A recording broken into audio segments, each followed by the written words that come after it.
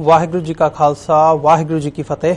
America ਦੇ ਵਿੱਚੋਂ RCN ਤੇ ਸਪੈਕਟਰਮ ਕੇਬਲ ਰਾਹੀਂ, ਕੈਨੇਡਾ ਦੇ ਵਿੱਚੋਂ ਬੈਲ ਕੇਬਲ ਨੈਟਵਰਕ ਰਾਹੀਂ ਤੇ ਵਰਲਡ ਵਾਈਡ ਗਲੋਬਲ CPN, ਜਾਦੂ, roku, ਸ਼ਾਵਾ TV, TV84 ਦੀ ਵੈਬਸਾਈਟ ਤੋਂ ਆਨਲਾਈਨ ਸਟ੍ਰੀਮਿੰਗ ਜਾਂ ਫਿਰ ਫੇਸਬੁੱਕ ਰਾਹੀਂ ਸਾਡੇ ਨਾਲ ਜੁੜੇ ਹੋਏ ਸਾਰੇ ਦਰਸ਼ਕਾਂ ਦਾ ਮੈਂ ਅਮਰਵੀਰ ਸਿੰਘ ਅੱਜ ਦੇ ਪ੍ਰੋਗਰਾਮ ਵਿੱਚ ਤਹਿ ਦਿਲੋਂ ਸਵਾਗਤ ਕਰਦਾ।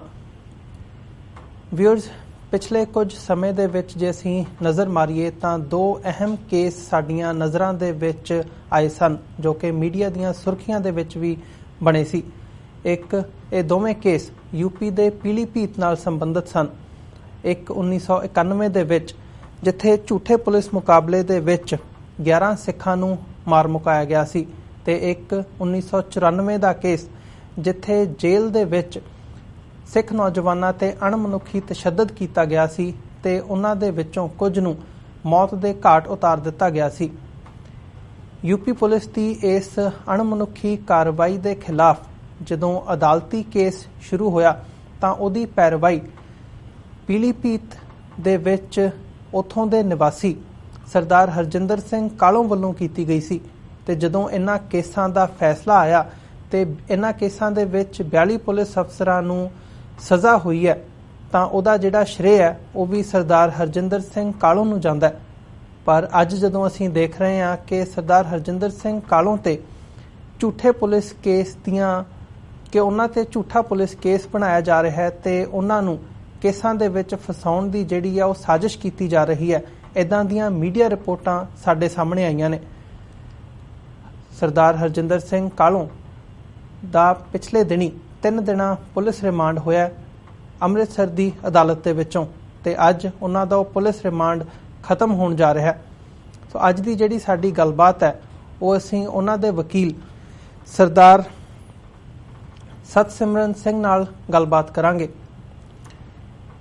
ਇਹਨਾਂ ਦੇ ਜਿਹੜੇ ਵਕੀਲ ਨੇ ਇਹ ਗੁਰਦਾਸਪੁਰ ਬਟਾਲਾ ਤੋਂ ਬਿਲੋਂਗ ਕਰਦੇ ਨੇ, ਉੱਥੇ ਵੀ ਪ੍ਰੈਕਟਿਸ ਕਰਦੇ ਨੇ ਤੇ Chandigarh Punjab and Haryana high court ਦੇ ਵਿੱਚ ਵੀ ਆਪਣੀ ਜਿਹੜੀ ਵਕਾਲਤ ਹੈ ਉਹ ਕਰ ਰਹੇ ਨੇ।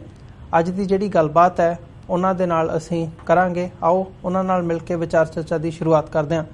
ਹਾਂਜੀ ਸਤਸਿਮਰਨ ਸਿੰਘ ਜੀ, ਤੁਹਾਡਾ ਸਵਾਗਤ ਹੈ ਜੀ ਅੱਜ ਦੇ ਪ੍ਰੋਗਰਾਮ ਦੇ ਵਿੱਚ। ਵਾਹਿਗੁਰੂ ਜੀ ਕਾ ਖਾਲਸਾ ਵਾਹਿਗੁਰੂ ਜੀ ਕੀ ਫਤਿਹ।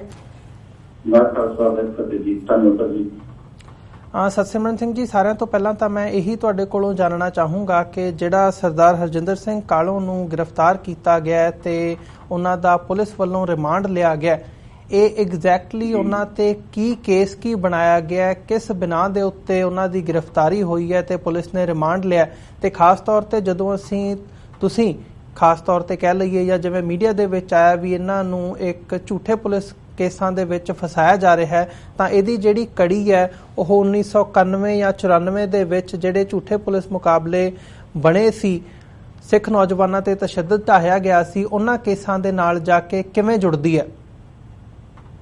ਬਿਲਕੁਲ ਜੀ, ਸਰਦਾਰ ਹਰਜਿੰਦਰ ਸਿੰਘ ਕਾਲੋਂ ਦੇ ਪਿਛਲੇ ਦਿਨੀ ਇੱਕ FIR ਪੰਜਾਬ ਪੁਲਿਸ ਨੇ ਦਰਜ ਕੀਤੀ ਹੈ।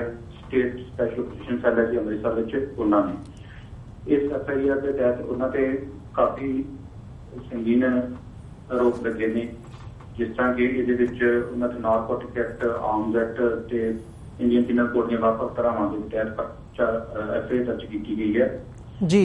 ਇਸ ਦੀ ਕਦੀ ਇੱਕ ਸ਼ੱਕ ਨਹੀਂ ਹੈ ਕਿ 1991 ਦੇ ਵਿੱਚ ਜੋ ਸਿੱਖ ਸ਼ਰਧਾਲੂ ਕੀਤੀ ਗਏ ਸੀ ਕਿ ਕਤਲ ਕੀਤਾ ਗਿਆ ਸੀ, ਮਾਰਿਆ ਗਿਆ ਸੀ, ਤੋਂ ਉਸ ਕੇਸ ਨਾਲ ਜੁੜ ਗਈ ਕਿਉਂਕਿ ਹਰਜਿੰਦਰ ਸਿੰਘ ਕਾਲੋਂ ਨੇ ਉਸ ਕੇਸ ਦੀ ਪੈਰਵਾਈ ਕੀਤੀ ਅਤੇ CBI ਕੋਰਟ ਨੇ 5 ਅਪ੍ਰੈਲ 2016 ਨੂੰ ਉਸ ਕੇਸ ਵਿੱਚ 47 ਪੁਲਿਸ ਅਫਸਰਾਂ ਨੂੰ ਦੋਸ਼ੀ ਪਾਇਆ। ਵੈਸੇ 57 ਨੂੰ ਪਾਇਆ ਗਿਆ ਸੀ ਪਰ 10 ਉਹਨਾਂ ਦੇ ਵਿੱਚ ਮਰ ਚੁੱਕੇ ਸੀਗੇ ਕਿ ਉਹ ਕੇਸ ਪੁਰਾਣਾ ਸੀਗਾ ਤੇ 11 ਜਿਹੜੇ ਸਿੱਖ ਦੋਸ਼ ਕਤਲ ਹੋਏ ਸੀ ਉਹਦੇ ਵਿੱਚ ਜੋ ਇਹ ਕੜੀ ਉੱਥੇ ਜਾ ਕੇ ਜੁੜਦੀ ਕਿਉਂਕਿ ਹਰਜਿੰਦਰ ਸਿੰਘ ਕਾਲੋਂ ਨੇ ਇੱਕ ਹੋਰ ਕੇਸ ਪਾਇਆ ਜੋ 1994 ਵਿੱਚ ਪੀਲੀਭੀਤ ਜ਼ਿਲ੍ਹੇ ਚ ਟਾਟਾ ਦੇ ਤਹਿਤ 7 ਸਿੱਖਾਂ ਨੌਜਵਾਨਾਂ ਨੂੰ ਪੁਲਿਸ ਮੁਲਾਜ਼ਮਾਂ ਨੇ ਕਤਲ ਕੀਤਾ ਸੀ। ਉਹਦਾ ਕੇਸ ਜੋ 2007 ਚ ਬੰਦ ਹੋ ਗਿਆ ਸੀ, ਉਹ ਕਾਲੋਂ ਸਾਹਿਬ ਦੀ ਪਾਈ ਪਟੀਸ਼ਨ ਤੇ ਫਿਰ 2017 ਚ ਮੁੜ ਖੋਲਿਆ ਗਿਆ ਸੀ ਜੀ। ਕਾਫੀ ਪੁਲਿਸ ਮੁਲਾਜ਼ਮ ਜਿਹੜੇ ਨੇ ਉਹ ਫਸਦੇ ਨਜ਼ਰ ਆ ਰਹੇ ਸੀ।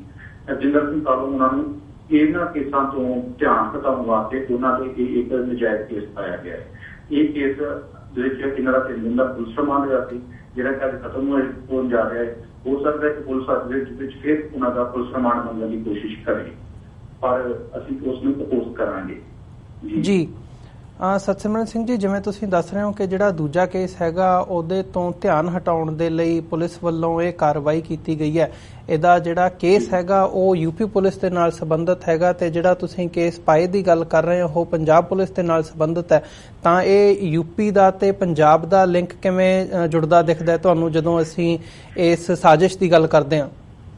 ਜਿਹੜੀ ਰਜਿੰਦਰ ਸਿੰਘ ਕਾਲੋਂ ਦੀ ਗ੍ਰਿਫਤਾਰੀ ਹੋਈ ਹੈ, ਸਟੇਟ ਆਪਰੇਸ਼ਨ ਸੈੱਲ ਅੰਮ੍ਰਿਤਸਰ ਅਤੇ ATS anti terrorist squad Lucknow ਦੀ ਜੁਆਇੰਟ ਆਪਰੇਸ਼ਨ ਹੋਈ ਹੈ, ਜਿਹਦੇ ਵਿੱਚ IPS ਆਫੀਸਰ ਰੈਂਕ ਦੇ ਮੁਲਾਜ਼ਮ ਜਿਹੜੇ ਨੇ ਉਹ ਇਨਵੋਲਵ ਨੇ ਜੀ। ਉਹ ਪੰਜਾਬ ਯੂਪੀ ਕੇਸ ਦੇ ਜੋ ਬਾਕੀ IPS ਆਫੀਸਰਸ ਹੁੰਦੇ ਨੇ ਉਹਨਾਂ ਦੇ ਨਾਲ ਉਹਨਾਂ ਦਾ ਤਾਲਮੇਲ ਹੁੰਦਾ ਹੈ, ਤੇ ਉਹਨਾਂ ਨੇ ਦੇਖਿਆ ਕਿ ਇਹਨਾਂ ਨੂੰ ਕਿਹੜੇ ਕੇਸ ਵਿੱਚ ਕਿਸ ਤਰ੍ਹਾਂ ਵਿੱਚ ਕੀਤਾ ਜਾ ਸਕਦਾ ਹੈ ਕਿ ਇਹ ਇਹਨਾਂ ਦਾ ਧਿਆਨ ਚੋਂ ਹਟ ਜੇ। ਸੋ ਉਹਨਾਂ ਨੇ ਇਹ ਕੇਸ ਲਿਆ ਕੇ ਪੰਜਾਬ 'ਚ ਪਾਇਆ ਹੈ। ਸਤਸਿਮਰਨ ਸਿੰਘ ਜੀ, ਆਪਸੀ ਤਾਲਮੇਲ ਦੇ ਨਾਲ ਹੀ ਇਹ ਕੇਸ ਹੋਇਆ ਜੀ। ਏਦਾਂ ਦਾ ਕੋਈ ਵੇਰਵਾ ਤੁਹਾਨੂੰ ਪਰਿਵਾਰ ਦੇ ਵੱਲੋਂ ਜਾਂ ਜਿਹੜੇ ਉਹਨਾਂ ਦੇ ਨੇੜਲੇ ਸਖੀ ਸੰਬੰਧੀ ਹੈਗੇ ਆ ਉਹਨਾਂ ਦੇ ਵੱਲੋਂ ਵੀ ਮਿਲਿਆ ਵੀ ਸਰਦਾਰ ਹਰਜਿੰਦਰ ਸਿੰਘ ਤੇ ਕੋਈ ਏਦਾਂ ਦਾ ਦਬਾਅ ਬਣਾਉਣ ਦੀ ਕੋਸ਼ਿਸ਼ ਕੀਤੀ ਜਾ ਰਹੀ ਸੀ, ਜਾਂ ਉਹਨਾਂ ਨੂੰ ਜਿਹੜਾ ਕੇਸ ਉਹਨਾਂ ਨੇ ਪਾਇਆ ਦੁਬਾਰਾ ਉਹਨਾਂ ਦੀ ਪਟੀਸ਼ਨ ਤੇ ਇਹ ਦੁਬਾਰਾ 2017 ਦੇ ਵਿੱਚ ਕੇਸ ਖੁੱਲਿਆ, ਉਹ ਵਾਪਸ ਲੈਣ ਦੀ ਜਿਹੜੀ ਡਿਮਾਂਡ ਹੈਗੀ ਆ ਉਹ ਕੀਤੀ ਜਾ ਰਹੀ ਸੀ ਤੇ ਉਹਦੇ ਵਾਸਤੇ ਦਬਾਅ ਬਣਾਇਆ ਜਾ ਰਿਹਾ ਸੀ? ਪਿਛਲੇ ਦਿਨੀ ਰਜਿੰਦਰ ਸਿੰਘ ਕਾਲੋਂ ਨਾਲ ਮੇਰੀ ਗੱਲ ਹੋਈ ਸੀ ਇਲਾਹਾਬਾਦ ਹਾਈ ਕੋਰਟ ਦੇ ਕੇਸ ਦੇ ਸਿਲਸਿਲੇ 'ਚ। ਉਦੋਂ ਉਹਨਾਂ ਨੇ ਥੋੜਾ ਜਿਹਾ ਜ਼ਿਕਰ ਇਸ ਕੀਤਾ ਸੀਗਾ ਕਿ ਮੇਰੇ ਤੇ ਦਬਾਅ ਬਣਾਇਆ ਜਾ ਰਿਹਾ ਹੈ। ਉਸ ਤੋਂ ਬਾਅਦ ਉਹਨਾਂ ਨੇ ਇਸ ਬਾਰੇ ਕੋਈ ਜ਼ਿਕਰ ਨਹੀਂ ਕੀਤਾ। ਜ਼ਿਕਰ ਕੀਤਾ ਸੀ ਅੱਜ ਤੋਂ 1-1.5 ਮਹੀਨਾ ਪਹਿਲਾਂ ਕਿ ਉਸ ਕੇਸ ਦੇ ਵਿੱਚ ਵੀ ਜਿਹੜਾ ਮੁੜ ਖੁੱਲਿਆ ਗਿਆ ਵਾ ਉਹਦੇ ਵਿੱਚ ਵੀ ਆਰਡਰ ਹੋਣ ਜਾ ਰਿਹਾ ਹੈ ਕਿ ਦੁਬਾਰਾ ਕੇਸ ਜਿਹੜਾ ਵਾ ਇਹਦਾ ਟਰਾਇਲ ਚੱਲੇ, ਤੇ ਉਦੋਂ ਉਹਨਾਂ ਨੇ ਦੱਸਿਆ ਸੀ ਕਿ ਇਹਦੇ ਵਿੱਚ ਉਹਨਾਂ ਤੇ ਦਬਾਅ ਬਣਾ ਰਹੇ ਨੇ ਕਿ ਇਹ ਕੇਸ ਜਿਹੜਾ ਇਹਨੂੰ ਵਾਪਸ ਲੈ ਲਿਆ ਜਾਵੇ। ਕਿਹਦੇ ਵੱਲੋਂ? ਪਰਿਵਾਰ ਦੇ ਮੈਂਬਰ ਦੀ ਗੱਲ, ਉਹਨਾਂ ਦੇ ਪਰਿਵਾਰ ਦੇ ਮੈਂਬਰ ਅੱਜ ਯੂਪੀ ਤੋਂ ਇੱਥੇ ਪਹੁੰਚ ਰਹੇ ਨੇ ਜੀ। ਇਹ ਦਬਾਅ ਕਿਹਦੇ ਵੱਲੋਂ ਬਣਾਇਆ ਜਾ ਰਿਹਾ ਸੀ? ਕੋਈ ਪੁਲਿਸ ਅਧਿਕਾਰੀ ਇਹਦੇ ਚ ਇਨਵੋਲਡ ਹੈਗੇ ਆ ਜਾਂ ਐਡਮਿਨਿਸਟ੍ਰੇਸ਼ਨ ਦੇ ਵਿੱਚੋਂ ਕੌਣ ਲੋਕ ਨੇ? ਕਿਹਦੇ ਵੱਲੋਂ ਬਣਾਇਆ ਜਾ ਰਿਹਾ, ਪਰ ਇਹ ਯਕੀਨੀ ਹੈ ਕਿ ਪੁਲਿਸ ਮੁਲਾਜ਼ਮ ਜੋ ਕਰਦੇ ਨਜ਼ਰ ਆ ਰਹੇ ਨੇ ਉਹਨਾਂ ਨੇ ਕਦੋਂ ਕੀ ਬਣਾਇਆ ਜਾ ਰਿਹਾ ਹੋਏਗਾ ਜੀ। ਇਹ ਗੱਲ ਨਜ਼ਰ ਆਉਂਦੀ ਹੈ ਜੀ, ਬਿਲਕੁਲ। ਸਤਸਿਮਰਨ ਸਿੰਘ ਜੀ, ਜਦੋਂ ਅਸੀਂ ਓਵਰਆਲ ਇਸ ਸਾਰੇ ਕੇਸ ਨੂੰ ਦੇਖਦੇ ਹਾਂ, ਜਦੋਂ ਇਹ ਮਾਮਲੇ ਦੁਬਾਰਾ ਇਹਦੇ ਵਿੱਚ ਸਜ਼ਾ ਹੋਣ ਦੀ ਗੱਲ ਸਾਹਮਣੇ ਆਈ ਹੈ, ਜਾਂ ਇਹ ਮਾਮਲਾ ਜਦੋਂ ਦੁਬਾਰਾ ਟ੍ਰਿਬਿਊਨ ਦੀ ਇੱਕ ਰਿਪੋਰਟ ਤੋਂ ਬਾਅਦ ਉੱਠਿਆ ਸੀਗਾ, ਮੀਡੀਆ ਦੇ ਵਿੱਚ ਕਾਫੀ ਪ੍ਰਚਲਿਤ ਵੀ ਰਿਹਾ ਸੀ, ਉਦੋਂ ਇਹਦੇ 'ਚ ਜਿਹੜੀਆਂ ਸਿੱਖ ਜਥੇਬੰਦੀਆਂ ਨੇ, SGPC ਹੈ ਤੇ ਹੋਰ ਜਥੇਬੰਦੀਆਂ ਵੀ ਕਾਫੀ ਇਨਵੋਲਵਡ ਹੋਈਆਂ ਸੀ, ਕਾਫੀ ਬਿਆਨਬਾਜ਼ੀ ਹੋਈ ਸੀ ਉਸ ਸਮੇਂ ਦੇ ਵਿੱਚ। ਸੋ ਇਹਦੇ ਵਿੱਚ ਜਿਹੜੀਆਂ ਸਿੱਖ ਜਥੇਬੰਦੀਆਂ ਦਾ ਰੋਲ ਹੈ ਜਾਂ ਖਾਸ ਤੌਰ ਤੇ SGPC ਦਾ ਰੋਲ ਹੈ, ਉਹ ਤੁਹਾਨੂੰ ਕਿੱਦਾਂ ਦਾ ਨਜ਼ਰ ਆਉਂਦਾ ਹੈ, ਖਾਸ ਤੌਰ ਤੇ ਜਦੋਂ ਅਸੀਂ ਇਹਨਾਂ ਕੇਸਾਂ ਦੀ ਪੈਰਵਾਈ ਦੀ ਗੱਲ ਕਰਦੇ ਹਾਂ ਜਿਹੜੀ ਸਰਦਾਰ ਹਰਜਿੰਦਰ ਸਿੰਘ ਕਾਲੋਂ ਨੇ ਕੀਤੀ ਹੈ? ਜਿਹੜੇ ਕੇਸਾਂ ਦੀ ਹਰਜਿੰਦਰ ਸਿੰਘ ਕਾਲੋਂ ਪੈਰਵਾਈ ਕਰ ਰਹੇ ਨੇ, ਜਿਹੜਾ ਉਹਨਾਂ ਦੀ ਰੀਸੈਂਟਲੀ ਇਲਾਹਾਬਾਦ ਹਾਈ ਕੋਰਟ ਵਿੱਚ ਚੱਲ ਰਿਹਾ ਹੈ 7 ਸਿੱਖ ਨੌਜਵਾਨ ਜੋ ਟਾਟਾ ਦੇ ਕਾਨੂੰਨ ਤਹਿਤ ਜੁਝਾਤੀ ਪੀਲੀਭੀਤ ਜੇਲ੍ਹ ਵਿੱਚ ਇਹ ਖੋਲਿਆ ਗਿਆ ਹੈ ਅਦਾਲਤ ਦੇ ਮੁੱਢ ਹੁਕਮਾਂ ਦੇ ਨਾਲ, ਜਿਹਦੇ ਚ ਹਰਜਿੰਦਰ ਸਿੰਘ ਕਾਲੋਂ ਅਤੇ ਹੋਰ ਕੁਝ ਆਪਣੇ ਸਿੱਖ ਜਿਹੜੇ ਨੇ ਉਹ ਪਟੀਸ਼ਨਰ ਬਣੇ ਨੇ। ਇਹਦੇ ਵਿੱਚ ਕੋਈ ਸੰਸਥਾ ਜਾਂ ਕਿਸੇ ਵੱਲੋਂ ਨਾ ਤੇ ਇਹਨਾਂ ਨੂੰ ਕੋਈ ਲੀਗਲ ਏਡ ਦਿੱਤੀ ਗਈ ਹੈ ਤੇ ਨਾ ਹੀ ਇਹਨਾਂ ਵੱਲੋਂ ਕੋਈ ਪਟੀਸ਼ਨ ਪਾਈ ਗਈ ਹੈ। ਇਹ ਸੰਸਥਾਵਾਂ ਪਹਿਲਾਂ ਹੀ ਚੁਕੰਨੇ ਹੋ ਕੇ ਰਹੀਆਂ ਤੇ ਇਹ ਕੇਸ ਹੁੰਦੇ ਹੀ ਨਾ, ਤੇ ਜੇ ਹੋ ਕੇ ਵੀ ਤੇ ਸਮੇਂ ਸਿਰ ਨਿਆਂ ਮਿਲ ਜਾਂਦਾ ਜੀ। ਸੋ ਤੁਹਾਡੇ ਕਹਿਣ ਦੇ ਮੁਤਾਬਕ ਕਿਸੇ ਵੀ ਸੰਸਥਾ ਦਾ ਇਹਦੇ ਵਿੱਚ ਕੋਈ ਯੋਗਦਾਨ ਨਹੀਂ ਹੈਗਾ? ਜਿੱਥੋਂ ਤੱਕ ਮੈਂ ਕੇਸਾਂ ਨੂੰ ਮੇਰੇ ਨਾਲ ਹੀ ਟੱਚ ਰਿਹਾ ਉਹ ਕਿਸੇ ਵੀ ਸਾਡੀ ਕੋਈ ਨਾ ਕੋਈ ਜਥੇਬੰਦੀ ਤੇ ਨਾ ਕੋਈ ਸਿੱਖ ਸੰਸਥਾ ਕਿਸੇ ਨੇ ਕਿਸੇ ਨੂੰ ਕੋਈ ਲੀਗਲ ਨਾ ਦਿੱਤੀ ਹੈ ਤੇ ਨਾ ਹੀ ਅੱਗੇ ਟੀਮ ਵਿੱਚ ਆਏ ਜੀ। ਇੱਦਾਂ ਦੀ ਕੋਈ ਮੰਗ ਜਾਂ ਕੇਸਾਂ ਦੀ ਜਿਹੜੇ ਲੋਕ ਜਿਵੇਂ ਹਰਜਿੰਦਰ ਸਿੰਘ ਕਾਲੋਂ ਦੇ ਨਾਲ ਤੁਸੀਂ ਦੱਸਦੇ ਉਹਨਾਂ ਦੇ ਵੱਲੋਂ SGPC ਤੱਕ ਕਦੇ ਪਹੁੰਚ ਕੀਤੀ ਗਈ ਹੈ, ਜਾਂ ਤੁਹਾਡੇ ਵੱਲੋਂ ਜਦੋਂ ਉਹ ਹੁੰਦਾ ਵੀ ਅਸੀਂ ਕੇਸ ਲੜਨੇ ਆ ਤਾਂ ਆਫਕੋਰਸ ਉਹਦੇ ਲਈ ਰਿਸੋਰਸਿਸ ਚਾਹੀਦੇ ਹੁੰਦੇ ਆ, ਤਾਂ ਉਹ ਰਿਸੋਰਸਿਸ ਲਿਆਉਣ ਦੇ ਲਈ ਇਹਨਾਂ ਤੱਕ ਕਦੇ ਪਹੁੰਚ ਨਹੀਂ ਕੀਤੀ ਗਈ? ਜੀ ਹਰਜਿੰਦਰ ਸਿੰਘ ਕਾਲੋਂ ਨੇ ਪਹੁੰਚ ਕੀਤੀ ਸੀ, ਪੰਜਾਬ ਸਰਕਾਰ ਤੋਂ ਸਰਕਾਰ ਸੀਗੀ, ਉਹਨਾਂ ਤੋਂ ਵੀ ਕੀਤੀ ਸੀ ਕਿ ਮੇਰੀ ਸੁਰੱਖਿਆ ਮੇਰੀ ਜਾਨ ਨੂੰ ਖਤਰਾ ਹੈ, ਸੁਰੱਖਿਆ ਦਿੱਤੀ ਜਾਵੇ। ਉਹਦੇ ਤੇ ਕੋਈ ਵਿਚਾਰ ਨਹੀਂ ਹੋਇਆ। ਇਹ ਸ਼੍ਰੋਮਣੀ ਕਮੇਟੀ ਦਿੱਲੀ ਕਮੇਟੀ ਕੋਲ ਵੀ ਗਏ ਸੀਗੇ, ਬਟ ਉੱਥੋਂ ਵੀ ਇਹਨਾਂ ਨੂੰ ਕੁਛ ਨਹੀਂ ਮਿਲਿਆ। ਇਹਨਾਂ ਨੇ ਆਪਣੇ ਕੋਲੋਂ ਤੁਸੀਂ ਕਹਿ ਸਕਦੇ ਹੋ ਕਿ ਪੈਲੀ ਵੇਚ ਕੇ ਇਹਨਾਂ ਕੇਸਾਂ ਦੇ ਉੱਤੇ ਇਹ ਖਰਚ ਕਰਦੇ ਰਹੇ। ਇਹ ਉਹਨਾਂ ਨੇ ਇੱਕ ਵਾਰ ਟੀਵੀ ਚੈਨਲ ਨੂੰ ਇੰਟਰਵਿਊ ਵਿੱਚ ਵੀ ਇਹ ਗੱਲ ਕਹੀ ਹੈ ਕਿ ਮੈਂ ਕੋਲੋਂ ਖਰਚ ਕਰਕੇ ਇਹ ਕੇਸ ਲੜ ਰਿਹਾ। ਦੂਸਰੀ ਗੱਲ, ਜਿਸ ਤਰ੍ਹਾਂ ਤੁਸੀਂ ਕਹਿ ਰਹੇ ਨਾ ਸੰਸਥਾਵਾਂ ਦਾ ਰੋਲ, ਜੇਕਰ ਅਸੀਂ ਇਸ ਕੇਸ ਤੋਂ ਹਟ ਕੇ ਦੇਖਦੇ ਹਾਂ ਤੇ ਅੱਜ ਕੱਲ੍ਹ ਇੱਕ ਪਿੱਛੇ ਵੀ ਕਾਫੀ ਮੁੱਦਾ ਕਰਵਾਇਆ ਸੀ ਸਾਡੇ ਸਿੱਖੀਗਾ ਸਿੱਖਾਂ ਦਾ, ਉਹਦੇ ਸਿਲਸਿਲੇ ਵੀ ਮੈਂ ਇੰਦੌਰ ਗਿਆ ਸੀ। ਮੈਂ ਉਸ ਸਿਲਸਿਲੇ 'ਚ SGPC ਦੇ Delhi management committee, Gurdwara management committee ਹੈ ਤੇ ਉੱਥੋਂ ਦੀ ਦੌਰ ਸਭਾ, ਉਹਨਾਂ ਨਾਲ ਵੀ ਗੱਲ ਕੀਤੀ ਸੀ। ਪਰ 4 ਮਹੀਨੇ ਬੀਤਣ ਦੇ ਬਾਵਜੂਦ ਅੱਜ ਤੱਕ ਕੋਈ ਸਿੱਖੀਗਾ ਸਿੱਖਾਂ ਦੀ ਕਾਨੂੰਨੀ ਮਦਦ ਲਈ ਸਾਹਮਣੇ ਨਹੀਂ ਆਇਆ। ਇਸ ਕਰਕੇ ਸਾਡੀਆਂ ਸੰਸਥਾਵਾਂ ਕਾਫੀ ਜਿਹੜਾ ਰਵੱਈਆ ਵਾ ਕਿ ਮੈਂ ਪ੍ਰਗਤੀ ਕਾਫੀ ਉਦਾਸੀ ਨੇ, ਭਾਵੇਂ ਉਹ ਇੱਕ ਸਾਡੇ ਸਮੂਹ ਦਾ ਕੇਸ ਹੋਵੇ ਤੇ ਭਾਵੇਂ ਇੱਕ ਵਿਅਕਤੀਗਤ ਕੋਈ ਕਿਸੇ ਸਿੱਖ ਦਾ ਕੇਸ ਹੋਵੇ। ਜੀ ਬਿਲਕੁਲ, ਜਿੱਦਾਂ ਦਾ ਵਰਤਾਰਾ ਜੋ ਘਟਨਾਕ੍ਰਮ ਤੁਸੀਂ ਦੱਸ ਰਹੇ ਹੋ ਉਹਦੇ ਤੋਂ ਇਹੀ ਜ਼ਾਹਰ ਹੁੰਦਾ ਵੀ ਜਿਹੜੀਆਂ ਸੰਸਥਾਵਾਂ ਨੇ, SGPC ਹੋਵੇ, ਦਿੱਲੀ ਸਿੱਖ ਗੁਰਦੁਆਰਾ ਮੈਨੇਜਮੈਂਟ ਕਮੇਟੀ ਹੋਵੇ, ਉਹ ਬਿਆਨਬਾਜ਼ੀ ਤੋਂ ਅੱਗੇ ਵੱਧ ਕੇ ਆਪਣੇ ਜੋ ਬੋਲ ਹੁੰਦੇ ਨੇ ਉਹਨਾਂ ਨੂੰ ਅਮਲੀ ਜਾਮਾ ਪਹਿਨਾਉਣ ਦੇ ਵਿੱਚ ਨਾਕਾਮਯਾਬ ਰਹਿੰਦੀਆਂ ਨੇ।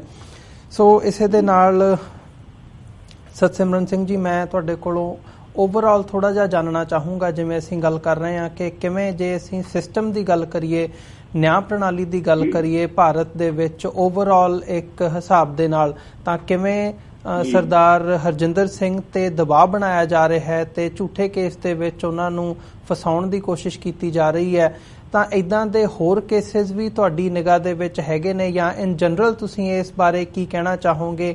ਕੀ ਸੋਚਦੇ ਹੋ ਜਦੋਂ ਇੱਕ ਅਸੀਂ ਸਿਸਟਮ ਦੀ ਗੱਲ ਕਰਦੇ ਹਾਂ ਕਿ ਜਿਹੜਾ ਨਿਆਂ ਪ੍ਰਣਾਲੀ ਦਾ ਸਿਸਟਮ ਹੈ ਭਾਰਤ ਦੇ ਵਿੱਚ ਉਹ ਕਿਵੇਂ ਕੰਮ ਕਰਦਾ ਹੈ? ਨਿਆਂ ਪ੍ਰਣਾਲੀ ਦਾ ਜੋ ਸਿਸਟਮ ਹੈ ਉਹ ਤਾਂ ਸਾਰਿਆਂ ਨੂੰ ਪਤਾ ਹੀ ਹੈ ਜੀ। ਜਿਸ ਤਰ੍ਹਾਂ ਇਹ ਕੇਸ ਦਰਜ ਹੋਏ ਨੇ, ਪਿੱਛੇ ਜੀ ਇੱਕ ਕੇਸ ਹੋਰ ਦਰਜ ਹੋਇਆ ਜੀ, ਉਹਦੇ ਵਿੱਚ ਵੀ ਸਾਡੇ ਗੁਰਸਿੱਖਾਂ ਨੂੰ ਇੱਥੋਂ ਉਹਨਾਂ ਦੇ ਆਰਮਜ਼ ਐਕਟ ਤਹਿਤ ਅਸਲਾ ਪਲਾਂਟ ਕਰਕੇ ਫੜਿਆ ਗਿਆ ਜੀ। ਜੋ ਨਿਆਂ ਪ੍ਰਣਾਲੀ ਦੀ ਗੱਲ ਹੈ, ਇਹ ਮੈਂ ਇਹਦੇ ਬਾਰੇ ਇਹੋ ਕਹਾਂਗਾ ਜੀ ਕਿ ਇਹ ਪਹਿਲਾਂ ਬੰਦਾ ਫੜ ਲੈਂਦੇ ਨੇ, ਉਸ ਤੋਂ ਬਾਅਦ ਖਰਚਾ ਕਰਦੇ ਨੇ ਤੇ ਬਾਅਦ ਵਿੱਚ ਬੰਦੇ ਨੂੰ ਪਤਾ ਲੱਗਦਾ ਕਿ ਨਿਰਖਿਆ ਹੋ ਗਈ ਹੈ।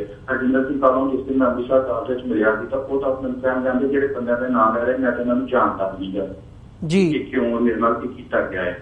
ਸੋ ਨਿਆਂ ਪ੍ਰਣਾਲੀ ਮੇਰੇ ਕਹਿਣ ਦਾ ਮਤਲਬ ਕਿ ਨਿਆਂ ਪ੍ਰਣਾਲੀ ਕਿਸ ਤਰ੍ਹਾਂ ਕੰਮ ਕਰਦੀ ਹੈ ਉਹ ਇਸ ਕੇਸ ਤੋਂ ਪਤਾ ਚੱਲ ਚੁੱਕਾ ਹੈ ਕਿ ਬੰਦੇ ਨੂੰ ਯੂਪੀ ਤੋਂ ਲਿਆਂਦਾ ਹੈ, ਅੰਮ੍ਰਿਤਸਰ ਤੱਕ ਦੱਸਿਆ ਕਿ ਇੱਥੇ ਆਹ ਕੰਮ ਕੀਤਾ ਗਿਆ, ਉਸਨੂੰ ਮੌਕਾ ਨਹੀਂ ਦਿੱਤਾ ਗਿਆ ਆਪਣਾ ਪੱਖ ਰੱਖਣ ਦਾ ਜੀ। ਇਸ ਕੇਸ ਦੇ ਵਿੱਚ ਖਾਸ ਤੌਰ ਤੇ ਜਦੋਂ ਅਸੀਂ ਹਰਜਿੰਦਰ ਸਿੰਘ ਦੇ ਕੇਸ ਦੀ ਗੱਲ ਕਰਦੇ ਹਾਂ ਤਾਂ ਅੱਜ ਉਹਨਾਂ ਦਾ ਜਿਹੜਾ ਰਿਮਾਂਡ ਹੈਗਾ ਉਹ ਖਤਮ ਹੋਣ ਜਾ ਰਿਹਾ, ਤਾਂ ਆਉਣ ਵਾਲੇ ਦਿਨਾਂ ਦੇ ਵਿੱਚ ਕੀ ਐਕਸਪੈਕਟ ਕੀਤਾ ਜਾ ਸਕਦਾ ਹੈ ਵੀ ਜਿਹੜੀ ਅਦਾਲਤੀ ਕਾਰਵਾਈ ਹੈ ਉਹ ਕਿਸ ਦਿਸ਼ਾ ਵੱਲ ਜਾ ਸਕਦੀ ਹੈ? ਤੁਸੀਂ ਕੀ ਸੋਚਦੇ ਹੋ ਇਸ ਬਾਰੇ? ਜੀ ਅੱਜ ਉਹਨਾਂ ਦਾ ਰਿਮਾਂਡ 3 ਦਿਨਾਂ ਦਾ ਰਿਮਾਂਡ ਖਤਮ ਹੋਣ ਜਾ ਰਿਹਾ ਹੈ। ਉਹਨਾਂ ਨਾਲ ਕੁਝ ਦੋਸ਼ੀ ਹੋਰ ਵੀ ਸੀਗੇ ਜਿਹੜੇ ਉਹਨਾਂ ਨਾਲ ਪੰਜਾਬ ਦੇ ਵਿੱਚੋਂ ਜਿਨ੍ਹਾਂ ਨਾਲ ਉਹਨਾਂ ਨੂੰ ਜੋੜਿਆ ਗਿਆ, ਉਹਨਾਂ ਦਾ 5 ਦਿਨ ਦਾ ਪੁਲਿਸ ਸੀ। ਇਹਨਾਂ ਦੋਨਾਂ ਦਾ ਅੱਜ ਰਿਮਾਂਡ ਅੱਜ ਖਤਮ ਹੋ ਰਿਹਾ ਹੈ। ਇਸ ਤੋਂ ਬਾਅਦ ਪੁੱਛਣਾ ਤੇ ਰਿਮਾਂਡ ਮੰਗਣਾ ਹੈ ਕਿਉਂਕਿ ਇਹਨਾਂ ਨੇ ਮੇਨ ਇਲਜ਼ਾਮ ਲਾਇਆ ਗਿਆ ਕਿ ਇਹ ਪੰਜਾਬ ਦੇ ਟੈਰਰਿਸਟ ਜਿਹੜੇ ਹੈਗੇ ਗੈਂਗਸਟਰ ਇਹਨਾਂ ਨੂੰ ਹਾਈਡਾਊਟਸ ਪ੍ਰੋਵਾਈਡ ਕਰਦੇ ਨੇ ਯੂਪੀ ਦੇ ਵਿੱਚ ਤੇ ਉਹਨਾਂ ਨੂੰ ਅਸਲਾ ਸਪਲਾਈ ਕਰਦੇ ਨੇ। ਉਹਦੇ ਤਹਿਤ ਅੱਜ ਫਿਰ ਇੱਕ ਰਿਮਾਂਡ ਜਿਵੇਂ ਮੰਗਣਾ ਜਿਸ ਨੂੰ ਅਸੀਂ ਪੋਜ਼ ਕਰਾਂਗੇ ਅਤੇ ਆਸ ਤੱਕ ਸ਼ਾਇਦ ਅਦਾਲਤ ਇਹ ਰਿਮਾਂਡ ਦੇ ਵਿੱਚ ਵਾਧਾ ਨਾ ਕਰੇ। ਉਸ ਤੋਂ ਬਾਅਦ ਵਿੱਚ ਫਿਰ ਅਸੀਂ ਇਹਨਾਂ ਨੂੰ ਜੁਡੀਸ਼ੀਅਲ ਰਿਮਾਂਡ ਭੇਜ ਦਿੱਤਾ ਜਾਏਗਾ ਤੇ ਅਗਲੀ ਇਹਨਾਂ ਦੀ ਬੇਲ ਜਿਹੜੀ ਆ ਉਹ 5 ਹਫ਼ਤਾ ਠਹਿਰ ਕੇ ਬੇਲ ਅਪਲਾਈ ਕਰਾਂਗੇ ਜੀ। ਇਸੇ ਦੇ ਨਾਲ ਸਤਸਿਮਰਨ ਸਿੰਘ ਜੀ, ਜਿਹੜਾ ਤੁਸੀਂ ਪਹਿਲਾਂ ਗੱਲ ਕੀਤੀ ਹੈ ਕਿ ਸਿਕਲੀਗਰ ਸਿੱਖਾਂ ਦਾ ਕੇਸ ਸੀਗਾ ਜਾਂ ਇਹ ਜਿਹੜੇ ਕੇਸ ਬਾਰੇ ਹਰਜਿੰਦਰ ਸਿੰਘ ਦੇ ਕੇਸ ਬਾਰੇ ਅਸੀਂ ਅੱਜ ਗੱਲਬਾਤ ਕਰ ਰਹੇ ਹਾਂ, ਇਹਨਾਂ ਦੋਵਾਂ ਨੂੰ ਜੋੜ ਕੇ ਤੁਹਾਨੂੰ ਸਿਮਿਲੈਰਿਟੀਜ਼ ਲੱਗਦੀਆਂ ਨੇ ਕਿ ਭਾਰਤ ਦੇ ਵਿੱਚ ਜਦੋਂ ਅਸੀਂ ਸਿੱਖਾਂ ਦੀ ਗੱਲ ਕਰਦੇ ਹਾਂ, ਘੱਟ ਗਿਣਤੀ ਹੋਣ ਦੇ ਨਾਤੇ ਸਿੱਖਾਂ ਦੇ ਉੱਪਰ ਸਰਕਾਰੀ ਤਸ਼ੱਦਦ ਦੀ ਜਿਹੜੀ ਗੱਲ ਸਾਹਮਣੇ ਆਉਂਦੀ ਹੈ ਉਹਦੇ ਵਿੱਚ ਉਹਨੂੰ ਤੁਸੀਂ ਕਿਵੇਂ ਦੇਖਦੇ ਹੋ? ਸਿਮਿਲੈਰਿਟੀ ਦੋਨਾਂ 'ਚ ਇਹ ਹੈ ਕਿ ਦੋਨਾਂ ਦੇ ਵਿੱਚ ਹੀ ਪ੍ਰਸ਼ਾਸਨ ਨੇ ਉਹਦੀ ਕੀ ਕੀਤੀ ਹੈ। ਸਿੱਖਲੀਗਰਾਂ ਦੇ ਵਿੱਚ ਵੀ ਜੋ ਸਿੱਖਾਂ ਦੇ ਕੇਸ ਹੋਏ ਨੇ ਉਹ ਸਿਰਫ ਇੱਕ ਆਮ ਐਕਟ ਦੀ ਧਾਰਾ 25 ਤਹਿਤ ਕੇਸ ਦਰਜ ਹੋਇਆ ਹੈ। ਮੈਂ ਥੋੜਾ ਜਿਹਾ ਸੰਗਤ ਨੂੰ ਬਰੀਫ ਕਰਨਾ ਚਾਹੁੰਦਾ ਜੀ। ਬਿਲਕੁਲ, ਧਾਰਾ 25 ਤਹਿਤ ਗ੍ਰਿਫਤਾਰੀਆਂ ਹੋਈਆਂ ਨੇ ਜਿਹਦੇ ਵਿੱਚ ਆਮ ਹਫ਼ਤੇ ਦੇ ਵਿੱਚ ਜ਼ਮਾਨਤ ਹੋ ਜਾਂਦੀ ਹੈ। ਉਹਦੇ ਵਿੱਚ ਕਈ ਸਾਡੇ ਸਿੱਖ ਅੰਦਰ ਜਿਹੇ ਬੈਠੇ ਨੇ ਸਿੱਖਲੀਗਰ ਸਿੱਖ ਜਿਨ੍ਹਾਂ ਦੀ 2.5 ਸਾਲ ਤੋਂ ਜ਼ਮਾਨਤ ਨਹੀਂ ਹੋਈ ਜੀ। ਤੇ ਇੱਕ ਪਿੰਡ ਦੇ ਵਿੱਚ 25 40 ਕੇਸ ਬਣਾਏ ਗਏ ਨੇ ਉਹ ਵੀ ਪ੍ਰਸ਼ਾਸਨ ਦੀ ਵਧੀਕੀ ਹੈ, ਤੇ ਇਹ ਜੋ ਕੀਤਾ ਗਿਆ ਇਹ ਵੀ ਪ੍ਰਸ਼ਾਸਨ ਦੀ ਵਧੀਕੀ ਹੈ। ਇਹਦੇ ਵਿੱਚ ਜੋ ਸਾਡੀਆਂ ਸਿੱਖ ਸੰਸਥਾਵਾਂ ਤੇ ਜਥੇਬੰਦੀਆਂ ਇਹਨਾਂ 'ਚ ਆਪਸੀ ਕੋਆਰਡੀਨੇਸ਼ਨ ਦੀ ਘਾਟ ਕਹਿ ਲਓ ਜਾਂ ਇਹਨਾਂ ਮੁੱਦਿਆਂ ਵੱਲ ਸੰਜੀਦਗੀ ਨਾਲ ਨਹੀਂ ਦੇਖਦੀਆਂ, ਮੈਂ ਤਾਂ ਇਹ ਕਹਾਂਗਾ। ਤੇ ਇਸੇ ਕਰਕੇ ਸਾਡੇ ਇਹ ਲੋਕ ਜਿਹੜੇ ਨੇ ਅਗਾਂਹ ਵਧੂ ਸੋਚ ਰਹੇ ਲੋਕ ਨੇ, ਇਹ ਇਹਨਾਂ ਪ੍ਰਸ਼ਾਸਨ ਦੀਆਂ ਵਧੀਕੀਆਂ ਦਾ ਸ਼ਿਕਾਰ ਬਣਦੇ ਨੇ। ਜੀ, ਜਿਹੜੇ ਹਾਲਾਤ ਬਣੇ ਹੋਏ ਆ ਇਹਨਾਂ ਦੇ ਵਿੱਚ ਤੁਸੀਂ ਕੀ ਸਮਝਦੇ ਹੋ ਕਿ ਇਸ ਸਿਚੁਏਸ਼ਨ ਦੇ ਨਾਲ ਜਦੋਂ ਪ੍ਰਸ਼ਾਸਨ ਵੱਲੋਂ ਇਦਾਂ ਦੀਆਂ ਵਧੀਕੀਆਂ ਕੀਤੀਆਂ ਜਾਂਦੀਆਂ ਨੇ, ਕਿਵੇਂ ਨਿਪਟਿਆ ਜਾ ਸਕਦਾ ਹੈ ਜਾਂ ਕਿਵੇਂ ਟੈਕਲ ਕੀਤਾ ਜਾ ਸਕਦਾ ਹੈ ਉਹਨਾਂ ਨੂੰ? ਇਹਨਾਂ ਨੂੰ ਟੈਕਲ ਕਰਨ ਵਾਸਤੇ ਸਾਨੂੰ ਸਭ ਤੋਂ ਪਹਿਲਾਂ ਤਾਂ ਇਹ ਹੈ ਕਿ ਸਾਡੀਆਂ ਜੋ ਮੈਂ ਤਾਂ ਬਾਰ-ਬਾਰ ਇਹ ਕਹਾਂਗਾ, ਜੋ ਸੰਸਥਾਵਾਂ ਨੇ SGPC ਹੈ, DSGMC ਹੈ, ਜੋ ਸਾਡੀਆਂ ਸਟੈਚੂਟਰੀ ਬਾਡੀਜ਼ ਨੇ ਤੇ ਜੋ ਸਾਡੀਆਂ ਸਿੱਖ ਜਥੇਬੰਦੀਆਂ ਨੇ, ਇਹਨਾਂ 'ਚ ਇਸ ਦਾ ਆਪਸੀ ਤਾਲਮੇਲ ਹੋਵੇ ਤਾਂ ਕਿ ਜੇਕਰ ਕਿਤੇ ਵਧੀਕੀ ਜੀ ਦਿਸਦੀ ਹੈ ਤੇ ਉੱਥੇ ਜਾ ਕੇ ਪ੍ਰੋਪਰਲੀ ਉਸ ਚੀਜ਼ ਨੂੰ ਹੈਂਡਲ ਕਰ ਤੇ ਸਾਰੇ ਹਿੰਦੁਸਤਾਨ ਨੂੰ ਵੀ ਪਤਾ ਲੱਗੇ ਕਿ ਇਹ ਯੂਨਾਈਟਿਡ ਨੇ, ਇੱਕ ਨੇ।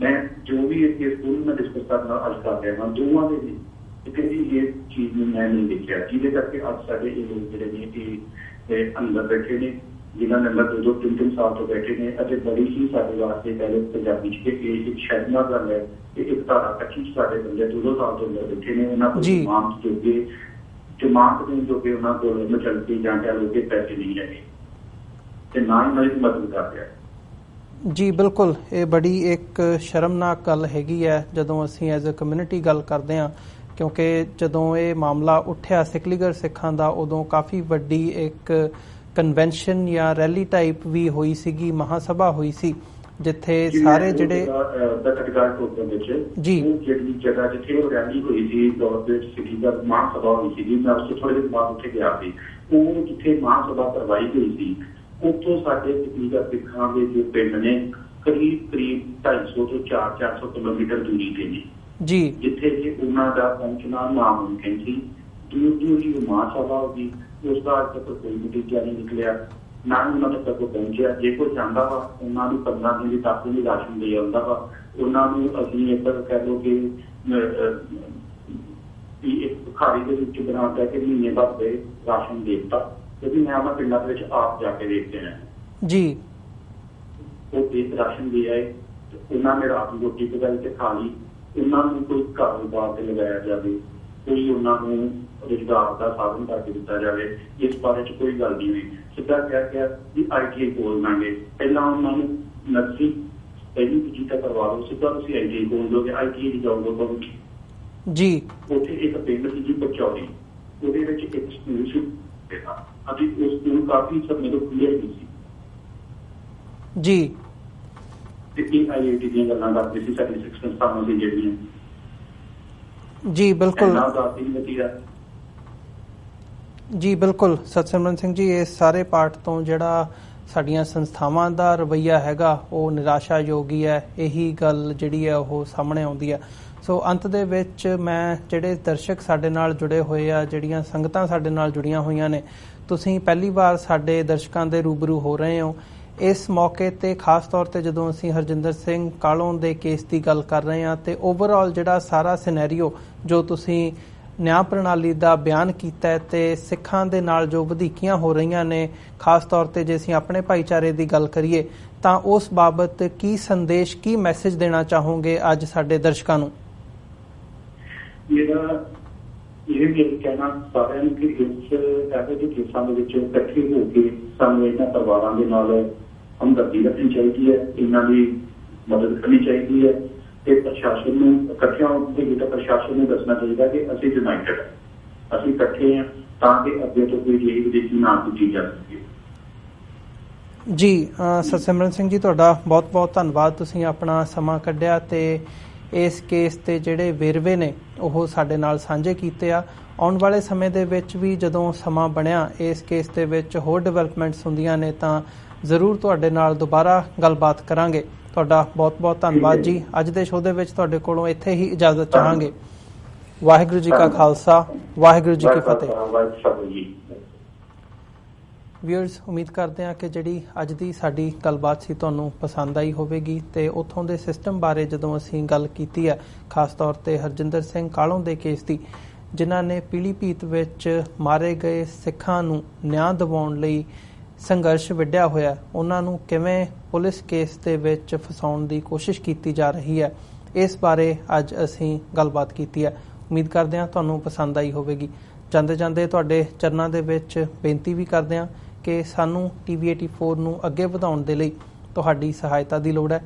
TV84 ਨੂੰ ਡੋਨੇਟ ਕਰਨ ਦੇ ਲਈ ਤੁਸੀਂ ਸਾਡੀ ਵੈਬਸਾਈਟ www.tv84.tv ਤੇ ਜਾ ਕੇ ਸਾਨੂੰ ਡੋਨੇਟ ਕਰ ਸਕਦੇ ਹੋ ਤੇ ਮੰਥਲੀ ਡੋਨੇਸ਼ਨਸ ਦੇ ਲਈ ਪਲੈਜ ਕਰ ਸਕਦੇ ਹੋ। ਜੇ ਚੈੱਕ ਰਾਹੀਂ ਡੋਨੇਸ਼ਨਸ ਕਰਨੀਆਂ ਚਾਹੁੰਦੇ ਹੋ ਤਾਂ TV84 ਦੇ ਨਾਮ ਦਾ ਚੈੱਕ ਬਣਾ ਕੇ ਤੁਸੀਂ ਸਾਨੂੰ ਸਾਡੇ ਐਡਰੈਸ ਤੇ ਮੇਲ ਕਰ ਸਕਦੇ ਹੋ। 3601 37th ਐਵਨਿਊ, ਲੌਂਗ ਆਈਲੈਂਡ ਸਿਟੀ, ਨਿਊਯਾਰਕ 11101।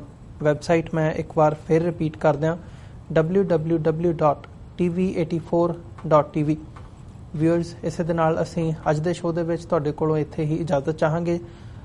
ਦੁਬਾਰਾ ਫਿਰ ਕੱਲ੍ਹ ਨੂੰ ਤੁਹਾਡੇ ਨਾਲ ਫਿਰ ਮੁਲਾਕਾਤ ਹੋਵੇਗੀ। ਇਜਾਜ਼ਤ ਦਿਓ ਜੀ। ਵਾਹਿਗੁਰੂ ਜੀ ਕਾ ਖਾਲਸਾ, ਵਾਹਿਗੁਰੂ ਜੀ ਕੀ ਫਤਿਹ।